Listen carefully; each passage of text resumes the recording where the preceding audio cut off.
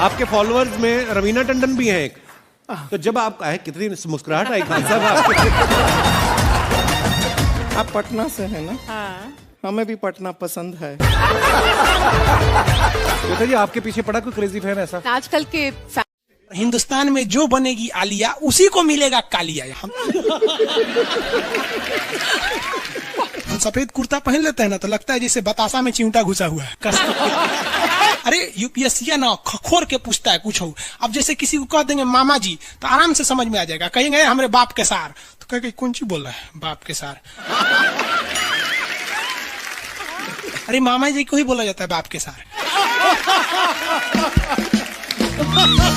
Nice nice. तो वही ऐसे पूछता है। भूगोल वालों ने ये दोनों का नाम अलगे रख दिया। हम तो आपको धाए दे बता दिए थे। आप में से कितने अच्छे से आप बता दिए कि एक में कि दो में। लेकिन यही क्वेश्चन यूपीएससी पूछा था और आधा लड़का गलती ठोक के आया था। क्या पूछा था पता है? कि ज्यादा ठंडा टुंडरा में पड़ता है कि टैगा में। अब लड़का पगला गया है। टुंडरा टैगा कौन सी होलो रे भाई?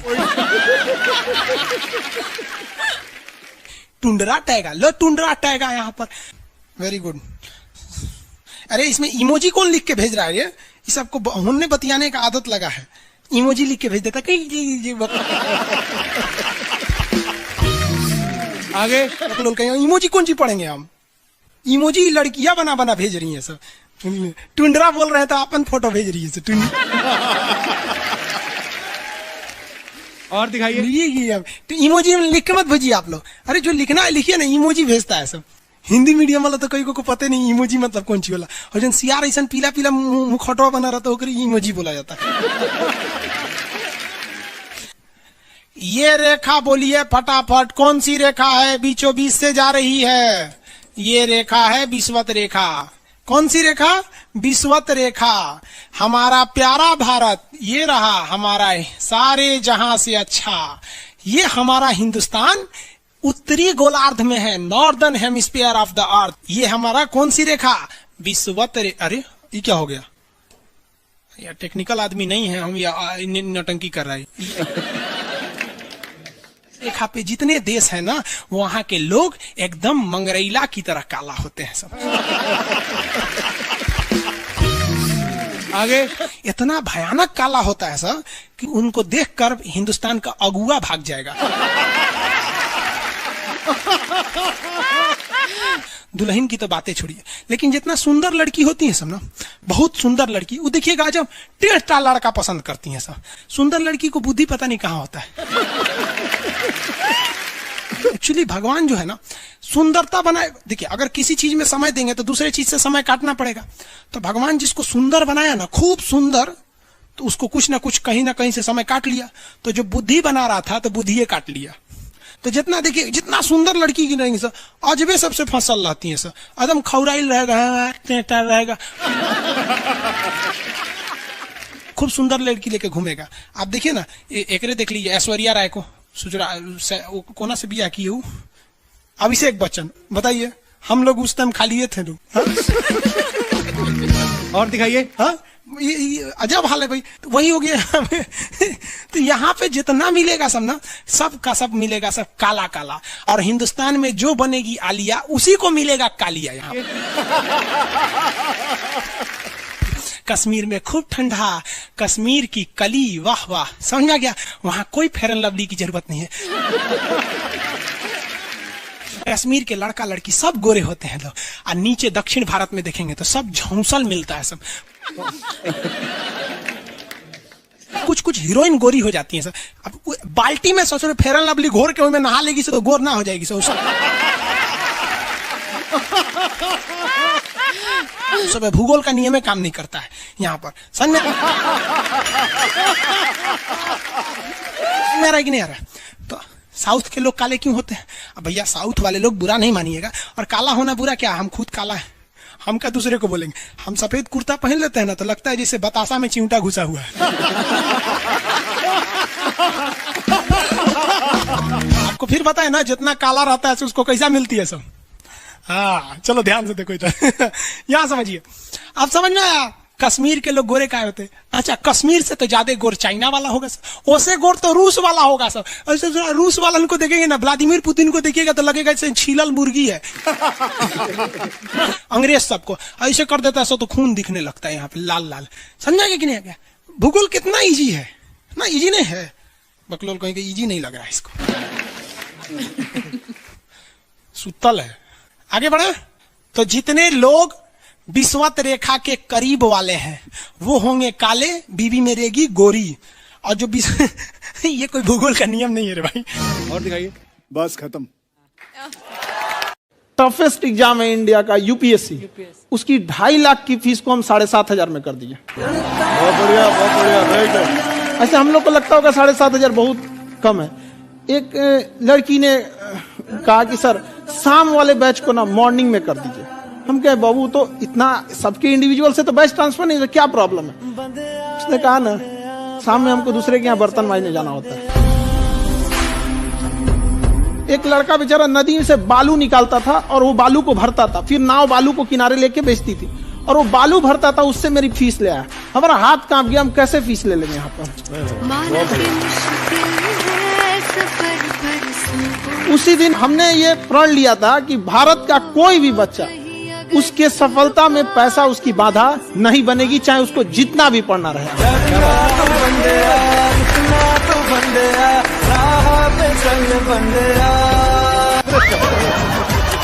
आपके फॉलोअर्स में रवीना टंडन भी हैं एक, तो जब आप आए कितनी मुस्कुराहट आई खान साहब आपके। आप पटना से हैं ना? हाँ। हमें भी पटना पसंद है। तो जी आपके पीछे पड़ा कोई क्रेजी फैन ऐसा? आजकल के फैंस ये खान सर।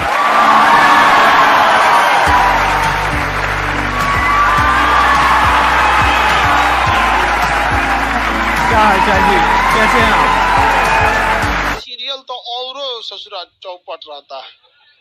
देखो सीरियल में समझे में नहीं आता। अच्छा एक चीज कभी गौर कियो, सीरियल में ना हीरोइन जो होती है सब, यानी जो उसमें वो लीडिंग कैरेक्टर में होते हैं सब, आदमी सीरियल में झुंझुन्ना रहता है। आप सीरियल को ध्यान से देखिएगा, आदमी का रोल क्या होता है। जैसे सीरियल चालू होगा, आदमी को शीशा के सामने टाई लगाते दिखाया जाएगा, उसकी पत्नी बैग लेके खड़ा रहेगी। अगला सीन में वो ऑफिस में लैपटॉप खोला है, खत्म काम उसका, सीरियल खत्म, बाकी सब महिला। अच्छा तू खाना बनाई है, नमक झोंक देगी जा।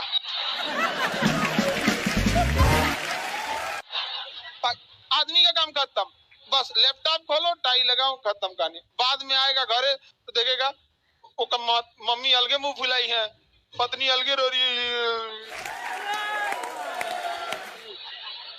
परेशान रहता है। तो सीरियल में तुम तो मेल का कैरेक्टर देखना, बेचारा इसको लिया क्या है, चुपचाप बेचारा एकदम नहीं, जाता के बीच में अनाज पिसा जाता है। समझ में आ गया कि नहीं आ गया? सब बेचारा पिसा जाता है यहाँ से। किसी को दिक्कत? आप लोग भी पिसाइएगा। इसलिए डे 1 से आप लोग हमारी बात को याद रखिएगा। डे 1 से पहले दिन से तुम लोग एकदम समझ में आता है। तुम्हारा उम्र कितना है रे अभी? तो तुम बोल दिया, पूरा क्लास का माहौल खराब करके रख दिया। टैडी दे, टैडी दे, चल पीछे घूम, पीछे पीछे उधर।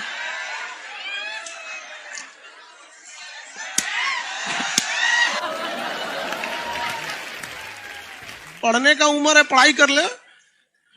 प्यार मोहब्बत के लिए सलमान खान का उम्र भी बहुत है। और जिसको तुम दिन रात पीछे पड़ता है ना, सलमान खान बुढ़ौती में उसको 2 मिनट में फंसा लेगा।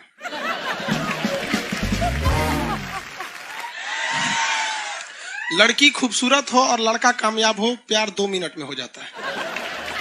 आगे तुम हम लोग को तो ये याद रखियो भैया, हम बजरंग बली के बहुत बड़का वाला, हमरा से हमने ये सब प्यार मोहब्बत वाला बात, हमारा दिमाग जल जाता है। ये भारत की संस्कृति है बाबू।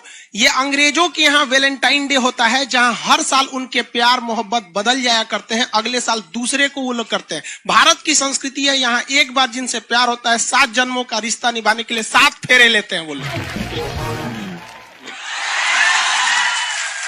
हम अंग्रेजों के लिए नहीं है किसी ओके वहां फादर डे मनाओ कि ओकरा याद ना आता है हमारा फादर कौन है। तुम मम्मी से पूछो, मम्मी 2013 में तुम किसके साथ शादी की थी? ओहो, जॉन डिसूजा, उसके बाद विक्टर। हम बोले ना लड़का के लिए क्या होना जरूरी है, क्या मैं आप लड़की के लिए अच्छा लोग बोलते हैं ना प्यार मोहब्बत दिल से होता है, घंटा दिल से होता है।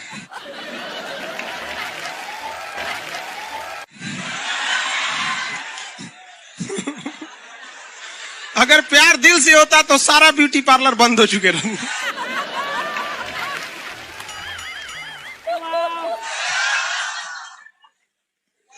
यार यार शादीशुदा लड़की नैहर से ससुराल जाती है तो मेकअप करके जाती है, उसको ही पता है वैल्यू। आगे और चारों ओर घूमने की स्वतंत्रता है, तो इसका मतलब थोड़ी ना कि हर जगह चल जाएंगे क्योंकि बेडरूम में घुस जाइए। कहा रे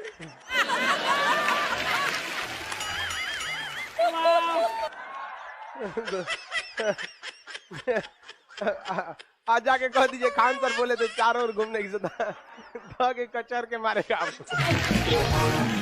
अगला स्टेशन कैंट एरिया है, वसंत विहार। जिनके पास इस स्टेशन पर उतरने का कार्ड ना हो न उतरे, और आपके पास कार्ड नहीं है उतर गए, चल ना घूम के आते हैं दूसरे का मेट्रो से, तो वहाँ बैठल रहेगा आर्मी वाला धो देगा। अगले मेट्रो में आप जाएंगे नहीं, पहुंचाए जाएंगे।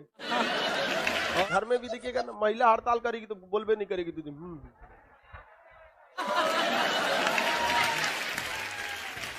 सुपनेखा भी तो महिला थी नहीं थी, और हम लोग से ज्यादा चरित्रवान खुद भगवान लक्ष्मण थे।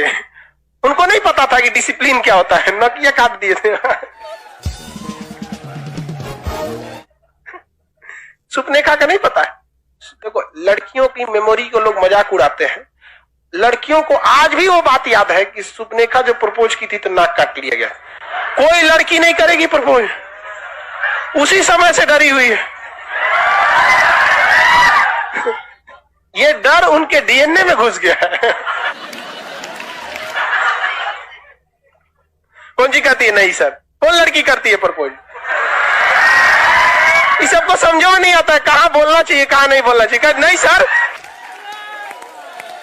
तेरे नाम मूवी देखे, मारता है उसको चोट कहां तक चल जाता है, अंदर तक, ले गायब हो गया। गजनी देखे, हाँ मारता है तो क्या हो जाता है, पूरा उसका ब्रेन गड़बड़ा जाता है। समझा गया कि नहीं? गल बहुत खतरनाक। दोनों ससुरा पिटाया सब लड़की के चक्कर में।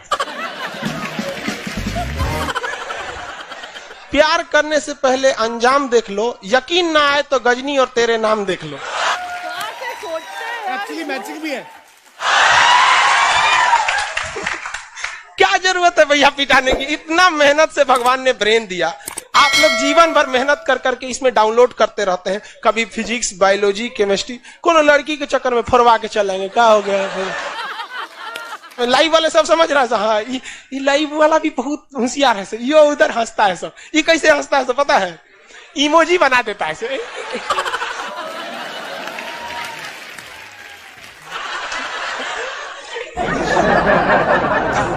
डिजिटल इंडिया में भी हंसी नहीं बर्दाश्त होती, और घुसियाएगा तो लाल रंग का भौकाल बना दी गई। कब कब बैच लेट हो जाता है ना, घुसिया के ऐसे बोलता है। ओह खत्म हो गया। fans जैसे आप में से कितने लोग हैं जो बहुत एक्साइटेड हैं आज के सेशन को लेकर के? तो अब मैं जैसे ही आपको नाम बताऊंगा उनका, जो हमारे आज के गेस्ट हैं, तो आपका जो एक्साइटमेंट लेवल है वो और बढ़ जाएगा।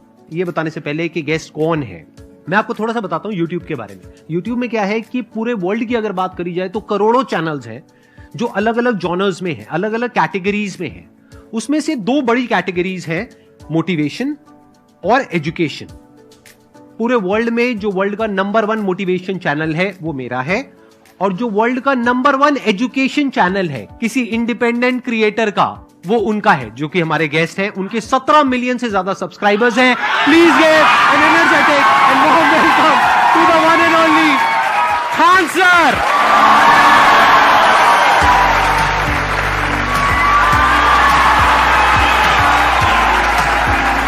क्या हाल जी, कैसे हैं आप?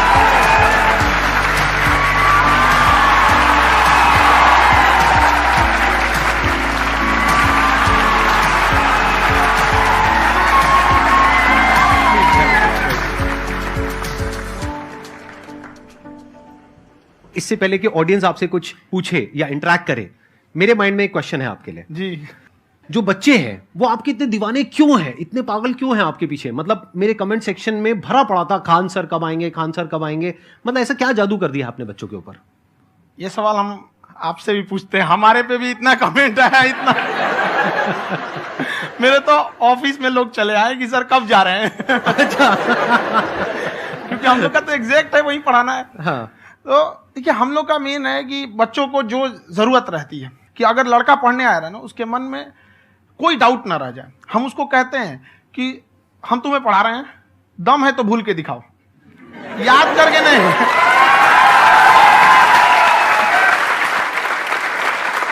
प्लस आप जिस प्राइस पॉइंट पे पढ़ा रहे हैं, आई थिंक वो सबसे कम है, वो बहुत ही कम है। सर, ये जो फीस का कल्चर है, ये हमारा इंडियन कल्चर नहीं है। हमारा इंडियन कल्चर गुरु दक्षिणा है, उस हिसाब से वो सही है। ऑक्सीजन जैसे जिंदगी के लिए जरूरी है, वैसे एजुकेशन जरूरी है। कोई ये नहीं कह सकता है कि पैसे की वजह से वो खान सर के यहां से लौट गया। क्या बात है।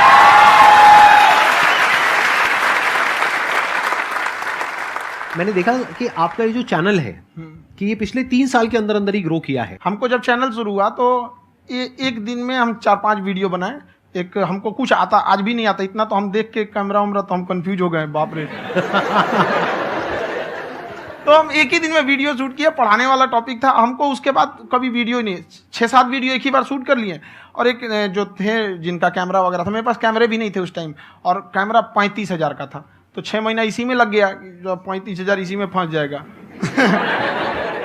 तो उनके कैमरे से शूट किए, उन्होंने कोई चार्ज लिया, उसके बाद हम छोड़ ही दिए। लॉकडाउन लगा, तब हम कहें आप कैसे पढ़ाएंगे? वो तो 1 दिन 2 दिन करते करते अचानक लंबा हो गया। तब हमको याद आया कि ओहो, मेरा एक चैनल भी है वहाँ पे।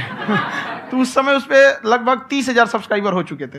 तो जैसे लॉकडाउन लगा तो उस पर पढ़ाना चालू किया, और पता नहीं क्या लोगों को पढ़ाई में इतना इंटरेस्ट आ गया कि आपका स्टाइल ऐसा है थोड़ा सा। आप आई थिंक पढ़ाई के साथ साथ में जो बीच बीच में आप थोड़ा बहुत छोड़ते रहते हैं ना, मतलब जो एंटरटेनमेंट चलता रहता है। ये बात हम देखिए, जब हम गुलाम थे ना, तो अंग्रेजों ने एक चाल चला था कि भारत को हम फिजिकली गुलाम रखेंगे 100-200 साल, मेंटली 1000 साल कर देंगे।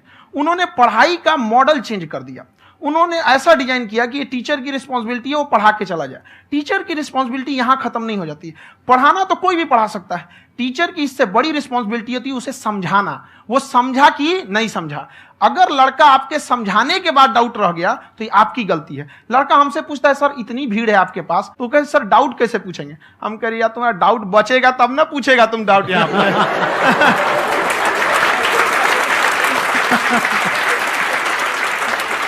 कॉन्फिडेंस नेक्स्ट लेवल है खान सर का, मानना पड़ेगा। और शायद यही वजह है इनकी जो ग्रोथ है उसका।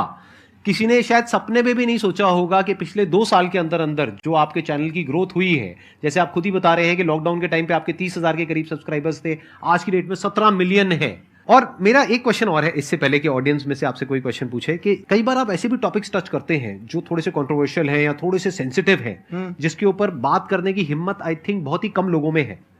तो आपको कभी ये नहीं लगता है कि कहीं ज्यादा तो नहीं हो रहा है, इसको थोड़ा रोक देते हैं, थोड़ा कम कर देते हैं? क्योंकि कोई लाइन ही नहीं है वैसे तो बोलने को, तो आप कुछ भी बोल दो, कितना भी बोल दो।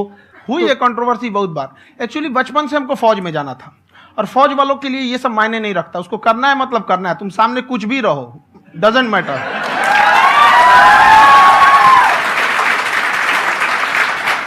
और मैंने YouTube पे देखा कुछ वीडियोस में कि आपका जो इंस्टीट्यूट है वहां पर आज से कुछ साल पहले कुछ बम गिरे थे। हाँ, कुछ गिरे थे, कुछ तो बहुत सॉलिड जगह गिरा था, फटा नहीं वो। मतलब आपके आसपास? हाँ, बम को भी पता है कि टीचर की इज्जत किया जाता है। क्या बात है, क्या बात है। मैं समझ पा रहा हूं कि ये आपके अंदर जो एटीट्यूड है ये कहां से आ रहा है, क्योंकि आप बचपन से ही फौज में जाना चाहते थे। तो आप जंग के मैदान में ही खड़े हैं एक तरीके से, बस फर्क यह है कि आपके हाथ में कलम है, हथियार ना हो करके। हथियार से एक आदमी की जान जा सकती है, हाँ। कलम से बहुत ताकत होता है। शिक्षा एक ऐसा हथियार है ना, हर कुरीतियों से लड़ सकता है, हर तरह की समस्याओं से। और ये एक ऐसा हथियार है, मेटल डिटेक्टर में भी नहीं पकड़ाता है।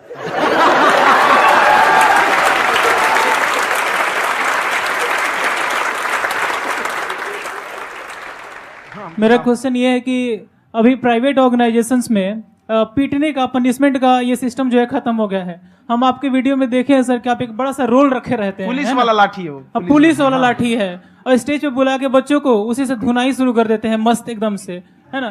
तो सर मतलब कि बच्चे मतलब कि डरते नहीं हैं आपसे, और इस तरीके से कैसे कनेक्टेड हैं आपसे, है ना? और एक और क्वेश्चन सर, यूपीएससी का जो आप अपना बैच स्टार्ट करने वाले हैं, ठीक है, उसके बारे में बताइए सर, क्योंकि मुझे मतलब कुछ इशू करना है सर, ठीक है? और संदीप सर को देख लिए, मेरा तो वैसे ही हो जाना है।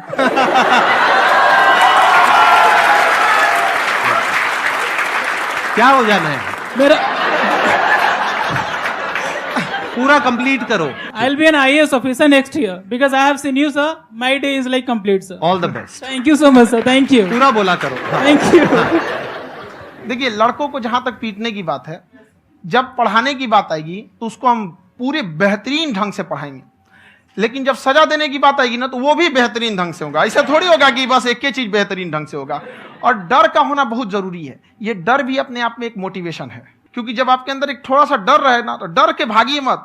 एक ऐसा डर जिसको आप लगे कि नहीं नहीं थोड़ा सा और करने की जरूरत है, फिर तो ये हम इसको क्रॉस कर जाएंगे यहाँ पर। तो लड़कों के अंदर ये डर बनाना भी जरूरी रहता है। और रही बात यूपीएससी वाले की, जो आपने बोला, बहुत सारे लड़के वेट कर रहे हैं यूपीएससी की, क्योंकि 2-2.5 लाख फीस सारे लोग एफोर्ड नहीं कर सकते। और हमारा वही रहता है, हम तो ज्यादातर हमारे स्टूडेंट देखेंगे तो किसी के रिक्शा वाला, सब्जी वाला, यही लोग, इनको तो 2.5 लाख रुपया, इनके पास पूरी संपत्ति नहीं होती है, फीस कहाँ से भरेंगे वहां पे, उसके बाद रहेंगे कहाँ से? तो ऑल ओवर इंडिया से, कश्मीर से कन्याकुमारी तक, गरीब से गरीब भी लड़का उसको पढ़ सकता है। यही कुछ 1000 रुपये मंथली, 12-14 हजार साल का पड़ेगा, खत्म हो जाएगा इतना में।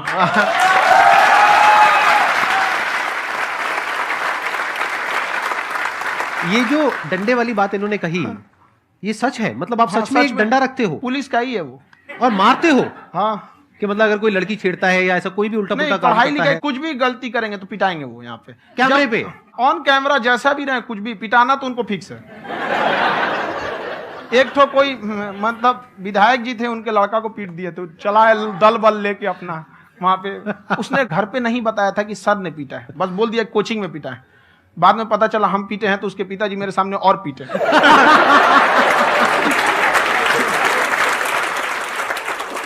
सर, आपका सबसे बड़ा डर क्या है, आप दोनों का? फौजी को डरे नहीं लगता है, बाकी अफसर से पूछिए। आज के सेशन से पहले कोई डर नहीं था, लेकिन अब मुझे इनकी डंडे वाली कहानियां सुन करके डर लग रहा है कि कहीं मैंने गलती से कुछ बोल दिया और इन्होंने कहीं पीछे कुछ रखा हुआ है, और यही आ करके अगर इन्होंने मेरी पिटाई कर दी तो बहुत बुरा हो जाएगा। तो इसलिए हमको थोड़ा डर लग रहा है।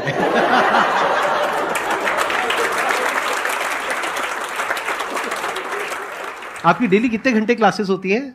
6-7 घंटे। अभी भी खुद ही करते हो आप? हाँ, हमारे स्टाफ परेशान रहते हैं। हम 1:30-2 बजे सोते हैं, सुबह 6 बजे उठ जाते हैं, परेशान रहते हैं। यार इतना क्यों करते हो, है ना? कभी तो उनको भी साथ साथ लगना पड़ता है ना? उनको साथ साथ लगना पड़ता है। हम जग गए तो कोई सोया थोड़ी रहेगा, परेशान रहते, दिन में सोते ही नहीं है बेचारा, कहीं कहीं जाके सोते रहता है। हम सीट बांध दिए कि भाई तुम इस समय सो जाना, तुम इधर सो जाना। आपकी शादी हो गई है? नहीं हुई अभी? मेरी खुशहाली देख के आप आइडिया लगा सकते हैं।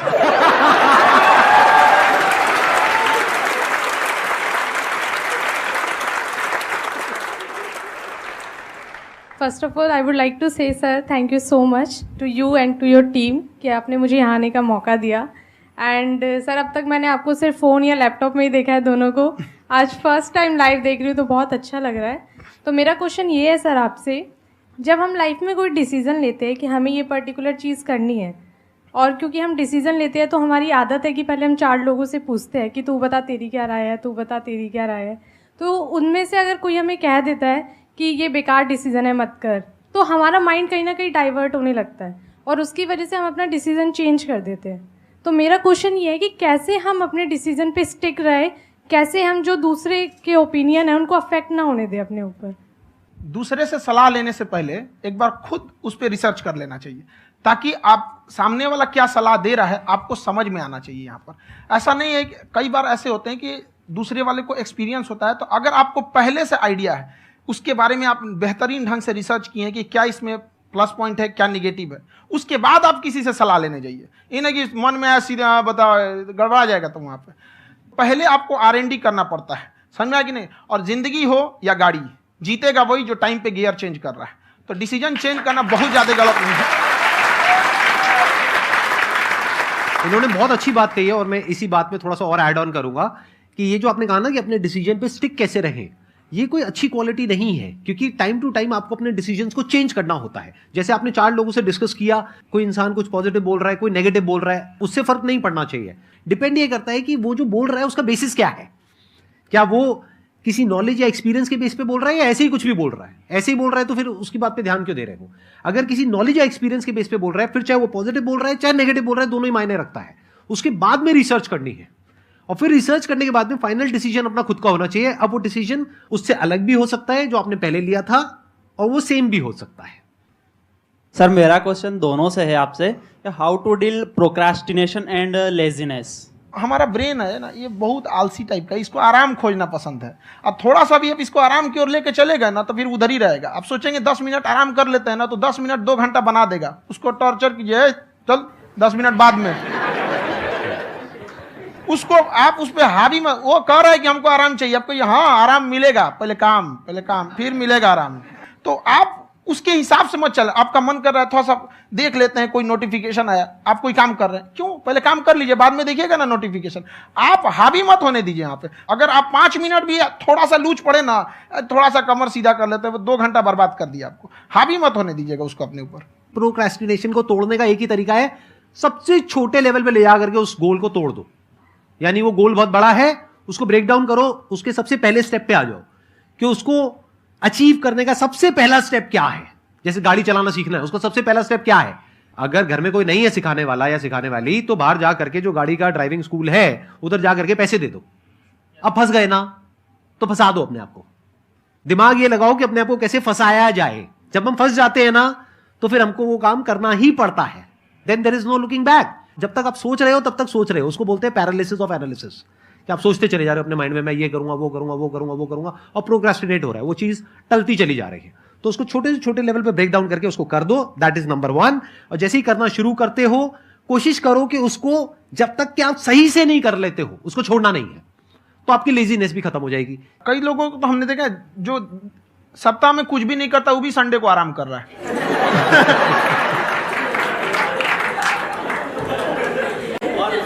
वैसे कहा भी जाता है कि अगर कोई काम आपको करवाना है ना, तो ऐसे किसी इंसान को दो जो बिजी है। हाँ। ऐसे आदमी को मत दो जो खाली है। ये परफेक्ट एग्जाम।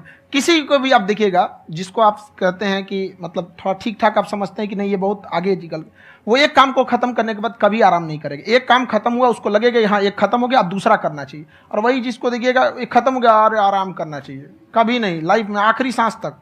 सर यहाँ पे सब हिंदी में पूछते हैं, इंग्लिश में पूछते हैं, मैं भोजपुरी में पूछूं? जौन भाषा ठीक लगे तोने में पूछ दो। हाँ सर। सर ये पूछे के चाहते नहीं कि जैसे हमने के पढ़ाई करी नहीं सर, तो कभी कभी डेली टारगेट्स जो होला वो कंप्लीट ना होला।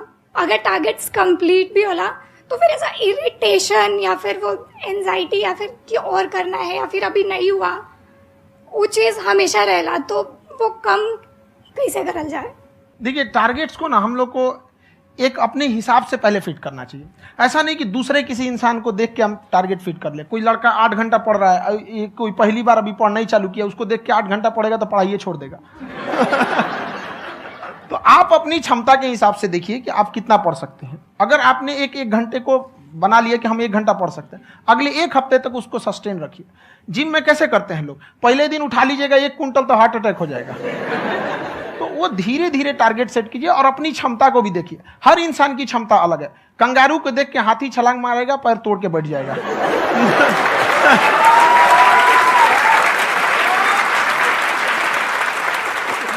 अब संदीप सर का मोटिवेशन देख के इसका मतलब क्या कि ट्रेन के आगे खड़ा हो जाएंगे, ढकेल देंगे तुमको। हालांकि ऐसा कर देते हैं, लेकिन ऐसा करिएगा लोग नहीं, क्षमता पता होना चाहिए। आपके अंदर एंजाइटी हो रही है कि मैंने कर तो लिया है, आप ये नहीं कह रहे कि मैंने कुछ भी नहीं किया है फिर मेरे को एंजाइटी हो रही है, आप ये कह रहे हो मैंने काफी कुछ कर लिया है फिर भी एंजाइटी हो रही है कि कहीं कुछ छूट तो नहीं गया है। तो बेसिकली आपको ये देखना है कि अगर आपके अंदर ये एंजाइटी हो रही है, that means you are a very good student, आप एक अच्छे स्टूडेंट हो। क्यों? क्योंकि बहुत सारे स्टूडेंट्स तो ऐसे हैं उनको पढ़ने के नाम से एंजाइटी होती है। तो आपको एंजाइटी हो रही है कि मैंने पढ़ लिया, दिन में मानो 8 घंटे का आपने टारगेट सेट किया और 6 घंटे पढ़ लिया, या मान लो 8 घंटे भी पढ़ लिया, फिर भी एंजाइटी हो रही है कि मैंने 10 घंटे नहीं पढ़ा। तो ये तो अच्छी क्वालिटी है ना, ये तो एक ब्रिलियंट स्टूडेंट की क्वालिटी है, क्योंकि एंजाइटी उसी को होती है जो केयर करता है, जिसको परवाह है, उसी की तो एंजाइटी होती है। जैसे माँ को अपने बच्चे की, जैसे एक माँ को अपने बच्चे को लेकर के एंजाइटी होती है। हंस लो मजाक उड़ा लो मेरा। कोई बात नहीं, एडिट कर देंगे इसको हम। हाँ।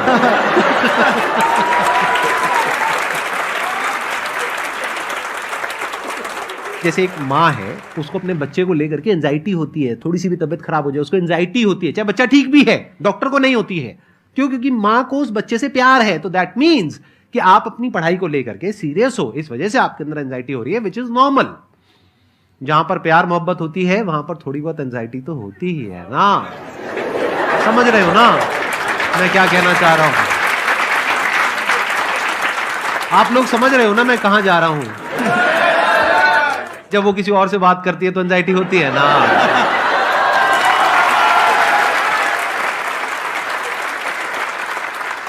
सर आपकी स्टोरी हमने सुनी थी, तो एक टाइम आया था जब आप गंगा किनारे जाके बैठ गए थे, उस समय आपको कुछ समझ नहीं आ रहा था, तो उस समय मतलब आपने ये डिसीजन कैसे लिया कि अब आगे नहीं, यहाँ से वापस जाना है? रास्ता ही नहीं था।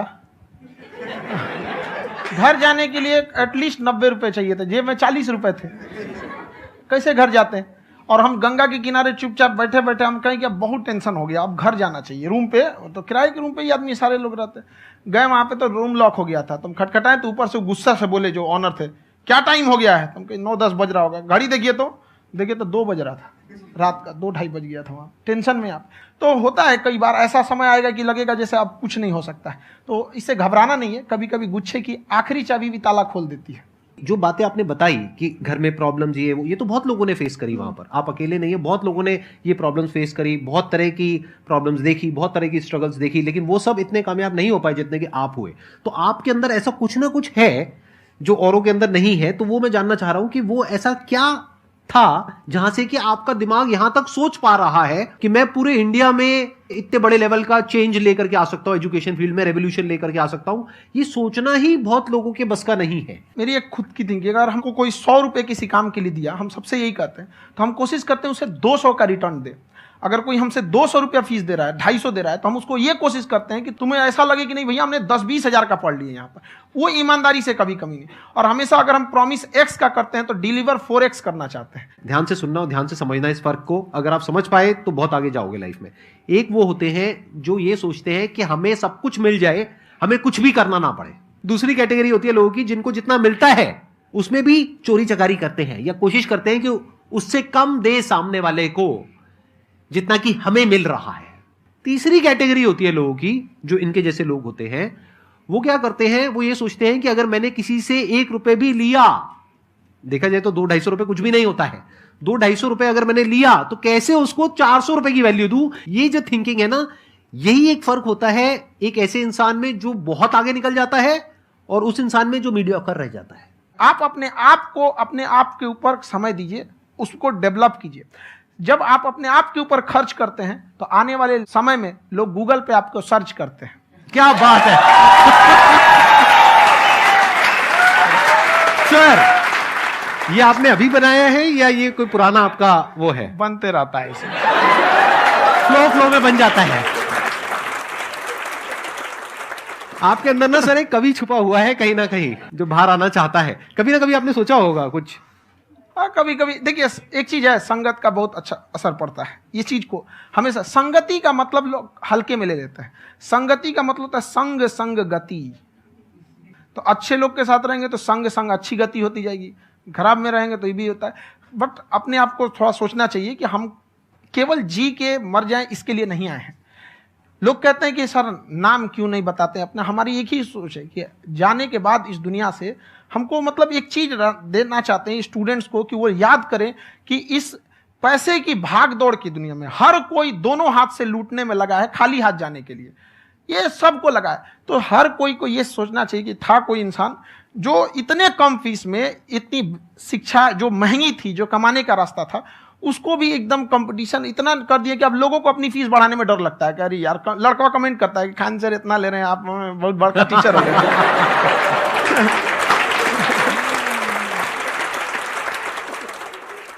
खान सर की एक क्लिप है, ये समय और समझदारी में बहुत फर्क होता है। अगर समय रहते समझदारी आ गई तो इंसान कामयाब हो गया, लेकिन अगर समय चला गया फिर समझदारी आई फिर तो बेकार है। तो सर मतलब कुछ आपको ऐसी चीज़ लाना चाहिए जो मतलब बच्चों जो तैयार हो रहे हैं उनको ये चीज़ें मतलब एंड टाइम पर दिखे। समझ रहे आप मेरी बात? नहीं समझ?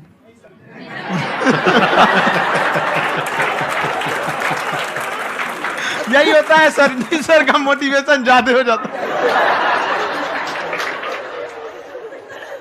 जब आप स्ट्रगलिंग फेज में हैं तो कम से कम चीजों को अपने ऊपर खर्च कीजिए, ज्यादा से ज्यादा सीखने में खर्च कीजिए। अगर आपको राजा बनने का शौक है तो गुलाम की तरह मेहनत करना सीखिए, तब राजा बनेंगे।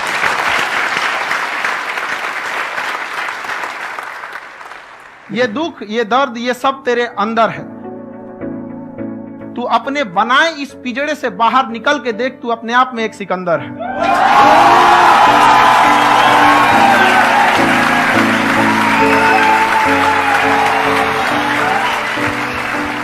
Thank you so much sir for coming. बहुत मजा आया मेरे को आपके साथ में इंटरेक्ट करके। आई एम श्योर आप लोगों को भी बहुत मजा आया होगा।